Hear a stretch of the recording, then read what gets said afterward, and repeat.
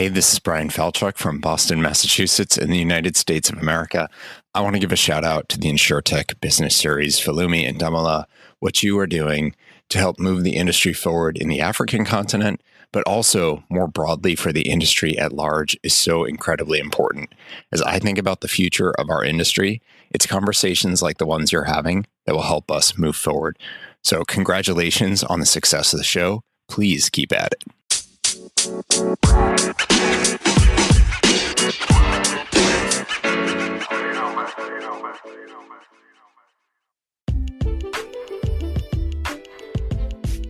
Hi, everybody. I'm sure that you've had an amazing weekend.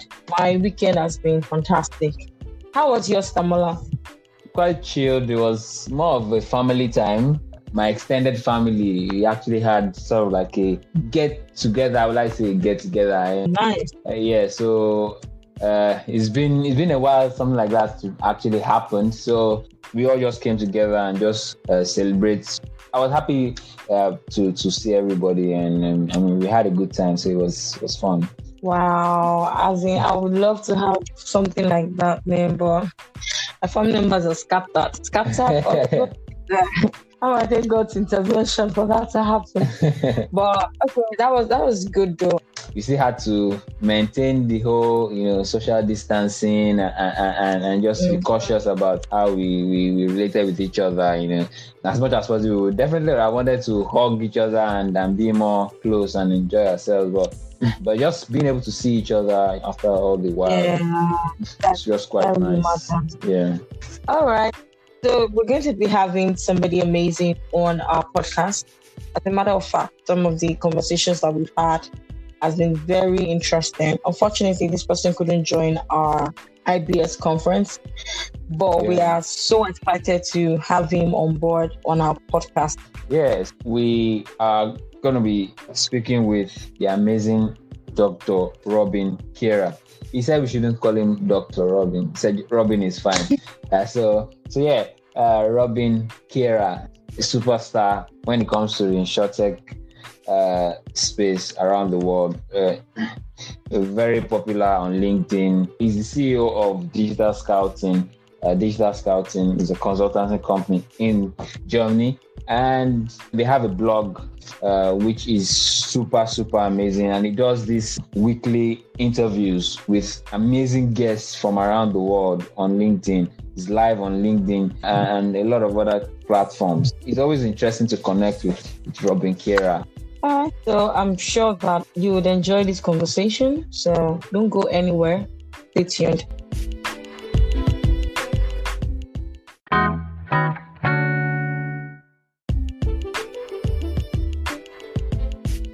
Thank you for joining us, Dr. Robin. How are you today? I'm fine, and please call me Robin, because otherwise I think my father stands behind me. Okay, so Robin is. So how do you do, Robin? I'm fine. How are you? Awesome. I'm actually good. And I know that it's been an interesting beginning of the year with coronavirus still spreading actively, but we're looking forward to the rest of the year as good and better prepared than 2020. Before you delve into insurance, I'd like you to introduce yourself. Oh, thank you very much. I'm a recovering insurance agent. So I started my career in insurance as selling insurance policies on the couches of the people of my hometown. Before that, I worked for a large family office of a large industrial family in Germany, but my insurance career started as an insurance agent. I quickly then went, because I always complained nothing is digital, they put me into the headquarters and say, okay, then you change it.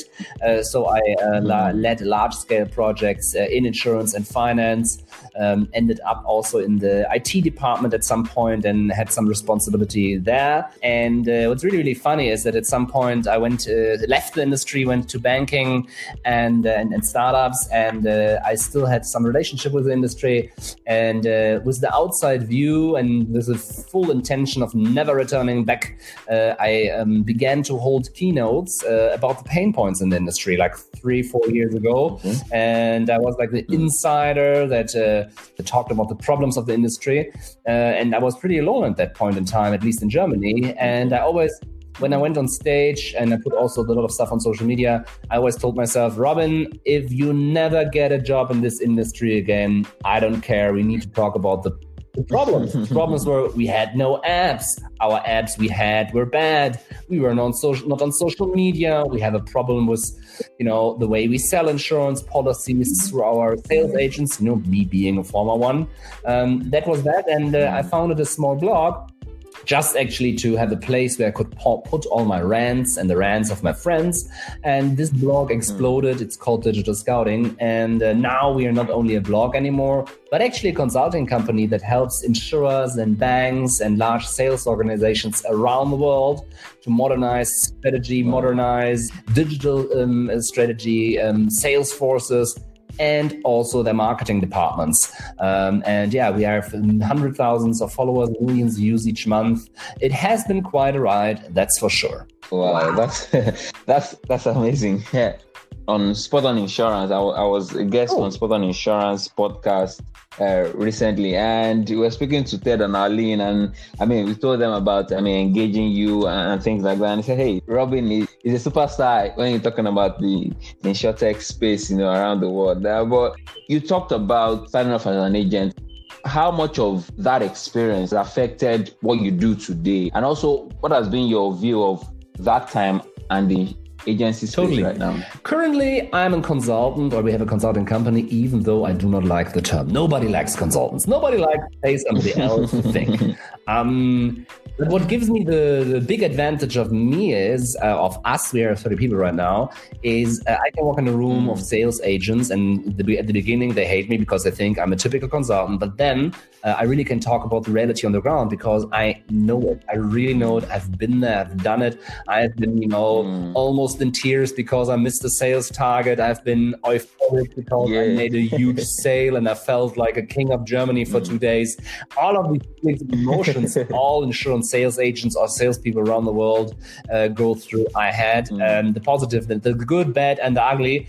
And what I always try to do is I try to help my former colleagues and really may say, okay, when you're a good guy or girl, you want to help your clients, here are the tools, tactics, and tricks how you can sell more, quicker, better, and become a valuable part of the community you live in. And so without my hard times as an insurance sales agent, which was, I wasn't the worst, but I wasn't surely not the best. I can now really help these people with my other expertise I gained throughout the decade. 3 years ago, I thought insurance policies will be sold mainly via internet very, very quickly. And we see this with simple products. But ironically, good sales, physical sales agents and brokers still are super strong. And I see also why, because they have the trust of clients and there are complex products out there, like certain life insurance in the commercial space, or having a concept of actually helping your client become safe, secure, maybe even wealthy, and that takes more than algorithms currently can achieve. But what they can achieve is becomes better and better, and we see this around the world actually. But nevertheless, super smart, engaging agents and brokers will be around for a very long time. I'm pretty sure about that. How do you compare those times to now, especially with the growing number of insurance technology in the past years? If you look back at when you were an agent and now that you've actually engaged in fintechs, insurtechs, and you are actively in that space, how do you compare then that experience to now? There have been changes, at least in the market where I'm in. So the amount of digital tools that help agents and brokers in their daily work, like the computer software they use, they have no smartphones. When I was there, the standard phone, it's not 100 years ago. It's just only a few years ago. The industry was so behind that we only had dumb phones and no smartphones. And now the technology has become better. The consulting process has become better, but there hasn't been no qualitative change. So still, we try to sell insurance policies because the headquarter tells us to. It's January, and in January we should sell accident insurance or liability insurance, and then they expect us to go to our clients and sell them what they told us to sell and not what the client actually wants. And that's a big qualitative difference. When we look at super successful agents, that's what they have been doing for at least, 500 years since the first policy was issued, to really go to the client and ask them and try not to sell them something, but to see what their needs are. This sounds like a very cheesy brochure, what I'm still talking right now. But when I look at agencies around the world that are super successful for a long time, they do not, go there and try to force the client product. They try to see what's the situation of the client and then to actually help them with products. And the irony of this is, if you do it like that, not pushing it down the throat of your client, but actually helping them, you sell more. That's true.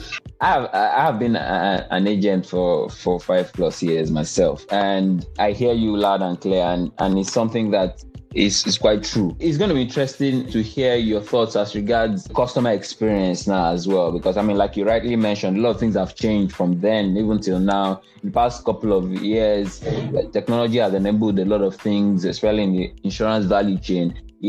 And definitely the customer experience, because the customer, again, is demanding for something different.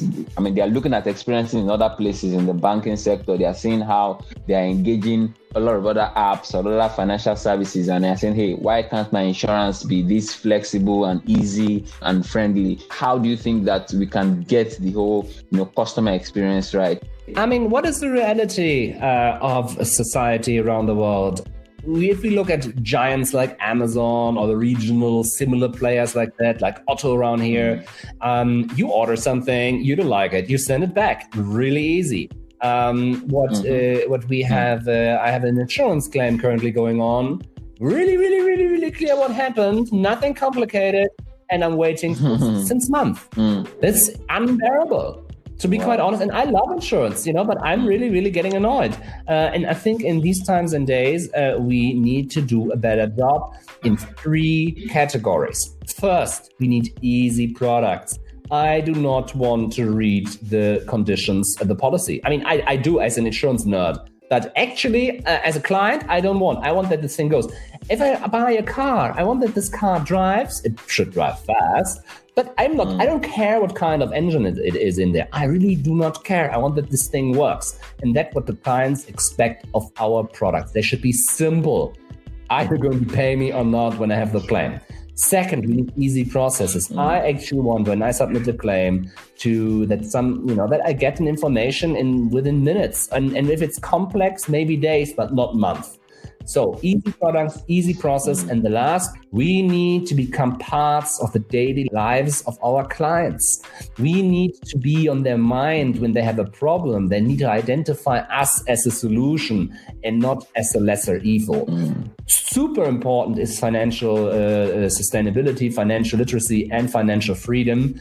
Things around the world, insurers could play a great role. Because we know a lot of things about money, why do we not share this information with our clients? I remember having to be on the panel at one of our professional forum, and I think I also mentioned having easy products. For instance, I really wouldn't want to stress myself getting a cab when I could just get one on Uber. And the process is seamless. It really doesn't have any faults. And I remember telling them that I think today's generation keeps looking for the laziest way to get things done. So why do I have to go through all of the hassles of putting in my chassis number and all of that? So I totally agree with you. However, how do you think that we can further teach our customers financial sustainability, literacy, and all of that? There are a lot of people that are underserved and that don't actually have that educational background about financial freedom. So how do we bring that into their communicate that daily to them? Well, I think that this, the topic of financial literacy and financial freedom is a topic around the world, in the West, in the East, in the North, in the South. It's nothing I think large parts of society around the world are underserved. If we look at statistical data, it's simply the fact. And how should we do it? We should do it in a way where the people, to generate content, texts, videos, audio, like this podcast, for example, in a way people really like consuming it. It's a no-brainer. Let's do it what the client likes. Let's build a car the client wants to drive and not the engineer. And I think that's a big, big difference. We have been the engineers in the past. We have written white papers and policies, hundreds of pages, and nobody reads that. Let's really put our knowledge in a format the client, the customers actually like and digest. And and if that means TikTok or some new, funny platform, then it's our duty to our clients to go all into that. Yeah, it's funny that you mentioned TikTok there, because I know that you're quite active on TikTok. This links me to a question I wanted to ask. The insurance industry is known to be a certain way. That's always been a certain way. And then all of this talks about technology, about innovation. It almost seems like you want them to pivot from something that they've always done for hundreds of years. And insurance companies are slow to do that, and some even repulsive to that idea. Is that a fair point from their own point of view to always say, this has always worked, so why change it? Or it's almost like a necessity, things have to change? Looking at, all of this conversation about financial literacy and inclusion and things like that. Well, Nokia didn't want to change. Neckermann, which is a local multi-billion-dollar company, didn't want to change. There are a lot of companies that did not want to change because of certain reasons, and they're gone. And if you look at the insurance industry, we have seen in certain ecosystems around the world and consolidation. So we have seen brands disappear. And if you look at a period of 100 or 200 years, you have seen a tremendous disappearance in the insurance industry. So it's not that we still have the same companies around than 500 years ago. We have a lot of change there. New companies come, old ones go away. And the only question I would ask an insurance executive when he says, do we need to do it because we're successful? I say, I doubt that we are successful. Let's look at our numbers. Come on, we are growing at least, in Central Europe, 1%, 2% a year. Okay, that's better than travel currently, like minus 50. But why aren't we doing everything that we have hyper growth? Why can't an insurer grow with 25, 50%? And if we look at the East, at Ping and Zhong'an, if we look at use cases in other countries, you have these cases. So when you do not want to change in a world that's changing, the world will kick you off its edges. And I think we have a lot of examples historically. In the eye of a storm, it's quiet. And that's why a lot of insurance executives see, our numbers aren't too bad, but they don't see that they're actually in the middle of a storm. And that's the way to go, really. We have to keep changing with the time. But insurance in Africa is currently developing. And we are looking at different brands in China, for instance, Asia, or in the European market. How do you think that we could learn from those markets?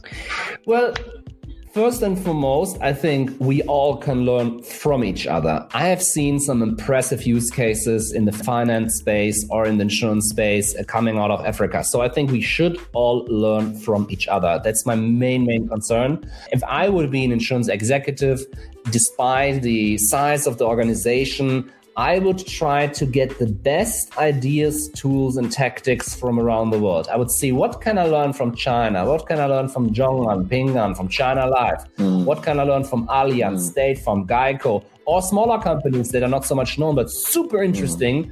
And I think that's what I would try to have an open mindset. What does it mean? In case COVID is gone finally, let's travel again. Let's meet. Let's go to conferences around the world. And if you are, as a company, cannot do it because you're very busy in doing your business, then find people that do the scouting for you and that pump you up with great ideas from around the world and also from outside the industry. It's all about learning and getting new ideas because, like you said before, you have to change, you have to improve, you have to do things differently. So 2020 was, the year of the COVID. But again, for for insurance, especially in SureTech, it's quite interesting, a lot of the activities that happened, right? But before we go into a lot more details about some of the things that happened last year in 2020 for the SureTech insurance space, what's your take on the whole year 2020 when it comes to the insurance space generally, even with the COVID and everything? I have two sides of a medal. The one is I was blown away in the spring that the insurance industry around the world more or less was capable of sending all people home, going to remote. That was great. We went into crisis mode. We did it. Super. The second, the negative side is I've not seen a single insurer, besides struggling and firefighting, putting anything substantial, innovative out there. And that's something I really regret. Why did we lose the momentum in the summer? Why are we again talking about the same topics in the beginning of 2021? We talked in the beginning of 2020 and the beginning of 2019. We are capable of so many great things, and we proved this in spring. Why can we not use this inertia, this momentum, and crush it, expand our value chains, change the way how we sell, improve the way we market, and become parts of the daily life of our clients and sell a lot more and help them a lot more? Interesting what you said there. But when you look at some of the activities of insurtechs around the world, I mean, a lot of insurtech companies, IPOing and getting investments and things like that. Do you think that those kind of activities could really just spur the general industry to do a lot more, or it's just an outlier? No, I think you always have first movers, then the regular crowd and laggards. I think it's only for executives that really want to grow and that want to use opportunities. And if you don't want to do this, it's fine. But sooner or later, your cost base will crush you and kill you internally. Not to do anything is not a no-risk option. It's, I think, the riskiest thing you can do currently. So, okay, what would you advise that insurance do going forward? I mean, this is 2021, and I know that our first episode talked about the strategies, but judging by these negatives, what do you think should be the take-home for insurance companies in 2021? What should they run with during this period? Like, what can they do better to, serve their customers? First of all, listen to the podcast, subscribe to this podcast. And I think that's super important. Why not? Because you need to get outside view information, and you guys do a great job and putting this together, getting people on board. I think that's super important. And to really, as an executive or as a decision maker, or as an agent and broker, or insurance professional, to be a practitioner of these things that we talk. When somebody talks about blockchain, try an app out. If somebody talks about TikTok, download it today. You need to practice these things, and you need to get constant flow of input, of information and inspiration. If you only take away one or two great ideas we had here today, that would make me totally happy. That's one thing. Then what we have a big problem, I'm not sure how it's in your ecosystem, we have a big problem in overaged workforces. So where you have a certain demographic group, certain backgrounds. We also have a gender issue in the insurance industry. So I think it's really, we need to hire differently, and not because of quotas, but because of hiring different experiences in life. And I think that's something we have been very good in the sales department, but very bad at internal departments. And there we need to become better, because a lot of insurance executives asks me, how can I get these people on board, or how can I change? You need to change your workforce. And by the way, you need to start on board level. You need to start on board level to change there. And last but not least, to really try things out. I know for insurance companies, it's a total horror to think about that we should try something out without having a 5-year plan, but just do it, try it out. There's no shame in anything if it comes from a right heart. And let's not forget what's the core of our industry. We are there in the darkest moments of the lives of our clients, in sickness, death, and destruction. And we do so many great things, paying billions and billions and billions of dollars, euros, and other currencies out there, and helping our clients rebuilding homes, getting treatment for a sickness. and so on. And why do we never talk about it? And I think that's the fourth point. Let's talk more about what we do good, not in a cheesy way and celebrating ourselves, but it's more like, let's talk about our clients and their stories and how we help them. And maybe we can win more clients with that. You touched on something there that we as well are quite passionate about. So, I mean, yes, the gender imbalance in the industry. We started off this project, the InsurTech Business Series, Women in Insurance Project, right? So the insurance industry is very much male dominated. And so we thought it got to a point that we were speaking to mostly men, right? And so we thought that, hey, actually, there are women who are doing amazing things in the industry, even here on the African continent. And so it was a conscious effort to reach out to a lot more women and speak to people doing amazing things who are managing directors of insurance companies, leading trade associations in the insurance space, and who are stakeholders, top stakeholders in the space. And it's been quite interesting to hear about their experiences. People learn a lot about them. So it's quite interesting, a lot of things about the ideas and even challenges that even are there for the women in the industry. But creating a lot of these engagements and conversations will definitely push a lot of changes. And I also wanted to ask, right? You mentioned again as regards trying new things. What can the insurance industry or an insurer benefit from being on new platforms like TikTok or even any of the new social media platforms? What can they benefit in terms of creating that new feel about insurance? All about where the clients are. Where are my clients? Which people can we help? And it's not about the new fancy social media thing because Robin tells so. It's about where are the numbers? And if an application and social media platform is the number one downloaded app on all platforms, on all devices around the world for several years, and it's exploding, maybe our clients are there. And when we look at the numbers, every country is a little bit different, but we see that older age groups are entering. And I have built an TikTok channel just as a proof of concept with in German speaking, so it's limited, with 100,000 followers now almost, and with millions and millions and millions of views each month. We are one of the leading finance channels here. But again, it's just a proof of concept to say if a person like me with a radio face can become a star on TikTok, I think insurance with millions and millions of dollars can. And I want to add something. We are one of the most disliked industries in the world, even though we have one of the most important products in the world. We spend billions and billions in marketing. Obviously not in the correct way, because if it would work, people would not despise us in as an image. And there are a lot of studies on that.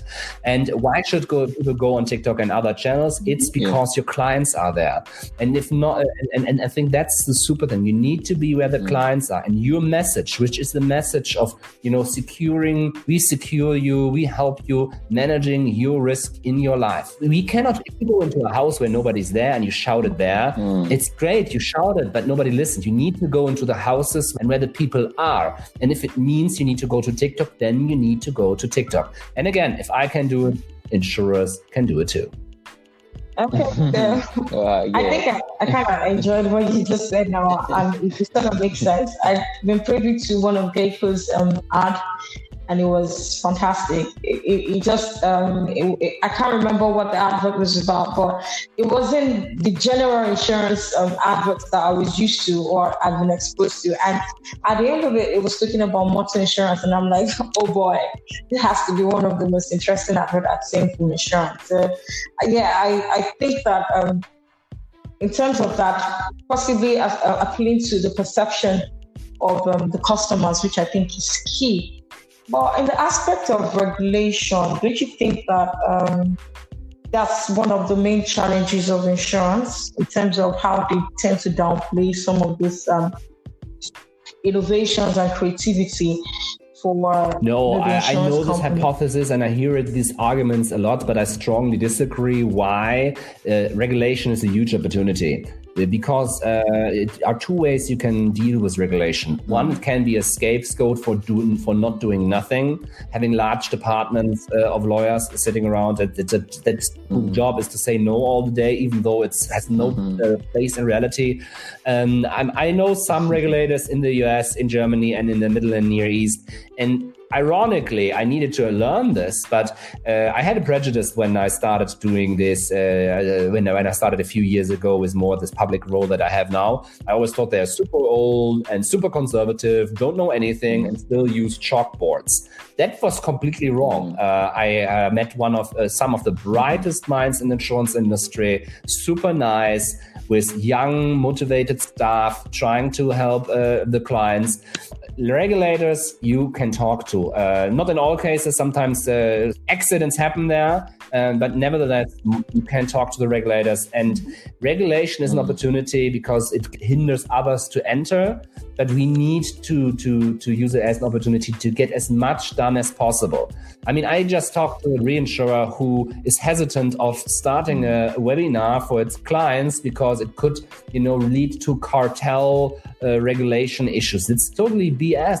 I almost laughed when I heard it because it's so unreal, But these arguments really prevent people of doing the right thing. And I think that's the great thing about this podcast is to say, guys and girls, go out there, do not break the law with regulation, but let's not somebody tell you what you not to do something because he says regulation. It needs to be a good argument, it needs to be based, but it's not, let not stop you through that. And in case you doubt it, ask the regulator, go to them, ask them. And sometimes they say, no, good for the client, do it.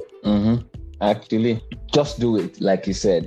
And so before we let you go, I know that one of the new things that we are beginning to see around the world, even here in Africa and Nigeria, is partnerships, collaborations with ecosystems. How do you think that this can work for the insurance industry, going forward? COVID has happened. How do you think that ecosystems can play, when you are looking at the distribution of insurance on ecosystems are market? Not the new shiny thing you do and have a new buzzword. That's not what ecosystem and platforms are about. It's about how can I, as insurer, sell to clients otherwise I do not reach, or to shorten the sales cycle. It's all about selling, which a great and beautiful product. I think that's the baseline of it. What I see currently, especially our clients doing when we talk about ecosystem and platforms, is to build small and mid-sized partnerships with other companies that have a sizable client base, that have no competition or competing products, a lot super automated on API by basis, on automated or semi-automated up and cross-selling in the homepage or the app of the other person, or even the offline selling place, and then having not one big partner, but 2,500 different partners. And then at some point, this is unstoppable, because when you get as a mid-size insurer, you have, 1,000 policies a day. Maybe that's a little bit too much, but let's say 100 policies a day, you get more. And then through dozens of partnerships, suddenly you get 10 more. That's 10% growth. And if you do that then for a very long time, that can add up. And I think that's where the magic is. Platform and ecosystem is a great word, but super important. It is in the end lots of one-on-one partnerships with others, but automated on digital basis. And then you can reach growth rates that we only know normally from tech companies. Thank you so much, Dr. Bob, for coming on our podcast. We'd like you to tell people how they can reach out to you. LinkedIn, your blog, which is actually an interesting one because I just learned that. And, other channels, TikTok as well, as I've learned today. On TikTok, we have a German channel, so that's only for the German audience. Approach us on LinkedIn or write me an email, robin@digitalscouting.de. We help insurers and banks around the world with these topics we talked about. Do not hesitate to reach out. We do also virtual keynotes, so if you have a team in the home office and you want to have a keynote there, I'm happy to do a remote virtual one. That's always fun. Yeah, do not hesitate to reach out, and again, do subscribe this podcast here and leave some nice reviews. Not for me, but for these amazing hosts. Thank you very much. Hope to meet you this year when this Corona stuff is over at some great, exciting conference in Africa. I really want to do this last year already. Yeah, definitely. We are hoping to host a physical conference this year, and hopefully by then, by November, a lot of these things will be over. So I will bring some Germans with me. Thank you very much. Really. Have a great one. Thank you so much. Thank you very much. It was a pleasure speaking. Hey, this is Brian Falchuk from Boston, Massachusetts in the United States of America. I want to give a shout out to the InsurTech business series, Falumi and Damola. What you are doing to help move the industry forward in the African continent, but also more broadly for the industry at large, is so incredibly important. As I think about the future of our industry, it's conversations like the ones you're having that will help us move forward. So congratulations on the success of the show. Please keep at it. Okay, welcome back. Wow, that was power-packed. Yeah, that was power-packed. It's interesting to see how very much related our markets are. A lot of the challenges that we're seeing in our market are some of the things that even are evident in other markets. Mm-hmm. Look at what he said about the claim that he's pursuing, which is unpaid now for about 6 months. Those are some of the conversations that we're still having in the market now, how insurers can do more in terms of payment of claims, which will definitely build trust. Quite interesting what he had to say about how we need to create simple products, simple process, so that all of these hassles are not there, because people are looking at what is being done in other spaces. Why is insurance still left behind? Yeah, so it's quite interesting what he had to say and all of that. What about you? What stood out for you from all of those conversations? As a matter of fact, I like this analogy of using a house, and then you're paying a lot of money, and then you're going to shout in a house where you don't even have your audience there. You know, that's like waste of resources. And honestly, I think that's what most of us do in the industry. It just seems like we're making noise, but it doesn't seem like we have listeners or audiences that are willing to hear what we have to say. Or, you know, like I've heard a lot of people go on and, you know, they spend money on TV stations, advertisement on TV and all of that. I can't remember the last time I watched normal TV, but I'll constantly be on Twitter. I'll constantly be on Instagram. And I would probably pay more attention to bands on those two platforms on WhatsApp than, you know, having to tune in my TV station to a random channel singing about something. Or let's even give an instance, people that watch Europa League or Premier League or Champions League. That's another way to get people's attention. The last time I was watching, I can't remember the match though, but I saw Allianz adverts on the field, and I'm like, of course, I know this brand. I do know this brand. And they didn't even have to spend a lot, but just the fact that it was in a place where a lot of people pay attention to, a lot of guys tend to, in fact, these days, guys and ladies as well tend to watch, you know, football matches. And I like that it was able to, you know, point that out. Like, you need to re-strategize, refocus, find out where your listeners are, find out where your customers are, reach out to them via that medium.